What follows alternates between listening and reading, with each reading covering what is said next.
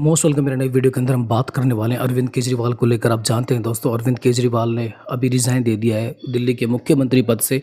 और बेसिकली अब इस मुद्दे को लेकर वो आम लोगों के बीच में जा रहे हैं। इसी कड़ी के अंदर वो दिल्ली के अंदर जंतर मंतर पहुंचे, जहां पर दोस्तों एक विशाल रैली आयोजित की गई और वहां अरविंद केजरीवाल ने भाई बहुत सारे क्वेश्चन बीजेपी से किए। बेसिकली बीजेपी ने लगातार अरविंद केजरीवाल को बता रही अरविंद केजरीवाल ने करप्शन किया है। तो अरविंद केजरीवाल ने वहाँ बताया अपने स्ट्रगल को लेकर बहुत सारी बातें शेयर की। अरविंद केजरीवाल ने ये भी कहा कि वो बेसिकली गद्दी पर बैठने के लिए नहीं आए। उन्होंने अपने संघर्ष को लेकर भी दोस्तों याद किया कि वो किस प्रकार संघर्ष करते थे, अपनी नौकरी छोड़ दी थी और दिल्ली के आम लोगों के लिए काम करते थे। दोस्तों उन्होंने दूर दूर तक नहीं छोड़ा था कि वो दिल्ली के मुख्यमंत्री बनेंगे या भाई किसी पद पर बैठेंगे। बहुत सारी बातें उन्होंने शेयर की। दोस्तों उन्होंने नरेंद्र मोदी के ऊपर भी अटैक किया बहुत सारी बातों को लेकर। आप जानते हैं उन्होंने मोहन भागवत से बहुत सारे क्वेश्चन पूछे। जी हाँ दोस्तों, मोहन भागवत से ये भी पूछे कि 75 पार के बाद जो रिटायरमेंट किया जाता है बीजेपी के अंदर, क्या भाई बेसिकली वो जो रूल है वो नरेंद्र मोदी पर लागू नहीं होगा, क्योंकि साल के होने पे कोई भी व्यक्ति रिटायर होगा।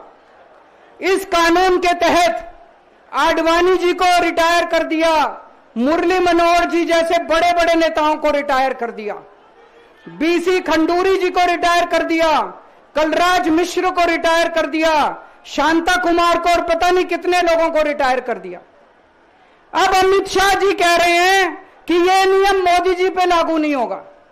तो मैं मोहन भागवत जी से पूछना चाहता हूं, क्या आप इससे सहमत हो कि जो नियम आडवाणी जी पे लागू हुआ वो मोदी जी पे लागू नहीं होना चाहिए? आपको पता है कि लाल कृष्ण आडवाणी और बीजेपी के अन्य वरिष्ठ नेताओं को ये कह दिया गया कि 75 साल के बाद उनको एक्टिव राजनीति के अंदर नहीं रहना है। तो भाई यहाँ पर नरेंद्र मोदी पर वो रूल लागू होगा या नहीं होगा, क्योंकि जेपी नड्डा और अमित शाह कह चुके हैं कि ये रूल बेसिकली जो है नरेंद्र मोदी पर लागू नहीं होगा। जब आडवाणी पर लागू हो सकता है तो दोस्तों यहाँ पर नरेंद्र मोदी पर वो रूल लागू क्यों नहीं हो सकता। यहाँ अरविंद केजरीवाल ने पूछा, मोहन भागवत से 5 क्वेश्चन किए और 5वें क्वेश्चन के उन्होंने आंसर मांगे मोहन भागवत से।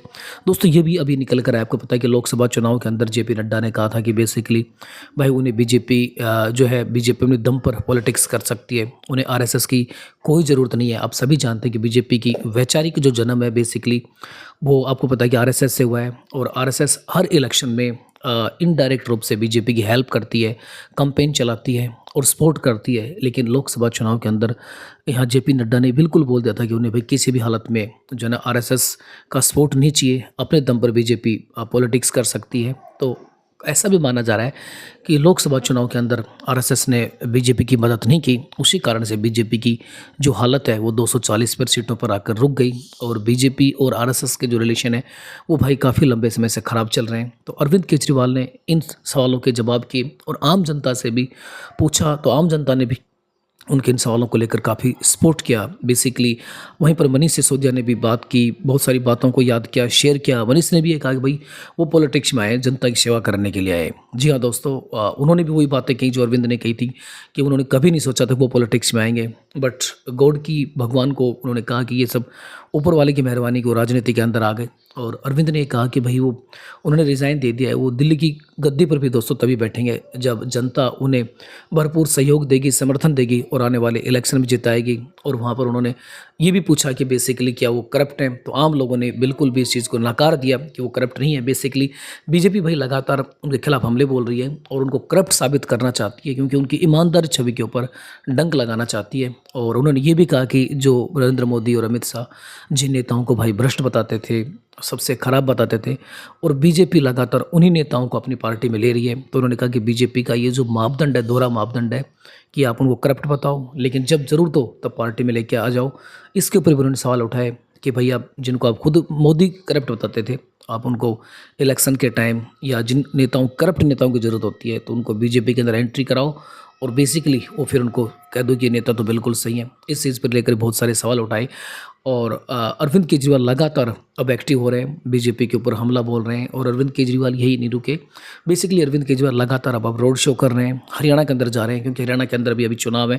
और यहाँ तक भी कह दिया कि हरियाणा के अंदर जो सरकार बनेगी, चाहे बीजेपी हो चाहे कांग्रेस हो, कोई भी सरकार हो, उन्होंने ये कह दिया कि बगैर आम आदमी पार्टी के भैया सरकार बनने वाले नहीं है। उन्होंने क्लियर कर दिया कि वही सरकार बनेगी जिसको आम आदमी पार्टी सपोर्ट करेगी। उनकी मर्जी के बगैर हरियाणा के अंदर कोई भी पॉलिटिकल पार्टी भाई सरकार नहीं बना सकती है। तो उन्होंने खुला यहाँ पर चैलेंज दे दिया है और बेसिकली सबसे मेन बात रही है कि उन्होंने जो क्वेश्चन किया है कि बेसिकली मोहन भागवत क्या आंसर देते हैं करप्शन को लेकर और नरेंद्र मोदी के 75 साल बाद रिटायर हो रहे हैं, इसके ऊपर क्या आंसर देते हैं। मोहन भागवत को वो बातें भी याद दिलाई, मणिपुर जल रहा है, लेकिन नरेंद्र मोदी, जी हाँ दोस्तों, आपको पता है कि मणिपुर नहीं जा रहे हैं, मणिपुर वॉयलेंस पर शांत है, कोई जवाब नहीं दे रहे हैं, जबकि वो विदेशों के अंदर घूम रहे हैं, प्रचार प्रसार कर रहे हैं, अपना ढिंढोरा पीट रहे हैं, लेकिन भारत जल रहा है। भारत के अंदर मणिपुर के अंदर हिंसा हो रही है, लेकिन वहाँ नरेंद्र मोदी मणिपुर का दौरा नहीं कर रहे हैं और बेसिकली कोई उस पर स्टेटमेंट नहीं दे रहे हैं। और रशिया और बेसिकली रशिया की जो वार है, जी हाँ दोस्तों, ये रशिया यूक्रेन युद्ध है, उस पर जाकर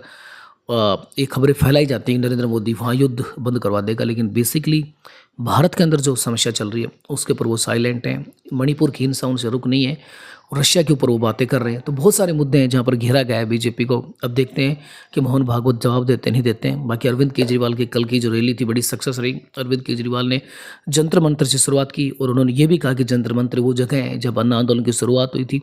बहुत सारी पुरानी यादों को दोस्तों उन्होंने कहा। दोस्तों फिर देखते हैं अगले इसी प्रकार की इन्फॉर्मेशन लेकर फिर आपके सामने आते हैं। फिर मिलते हैं दोस्तों इसी प्रकार के मुद्दों पर अगली बातचीत करते हैं।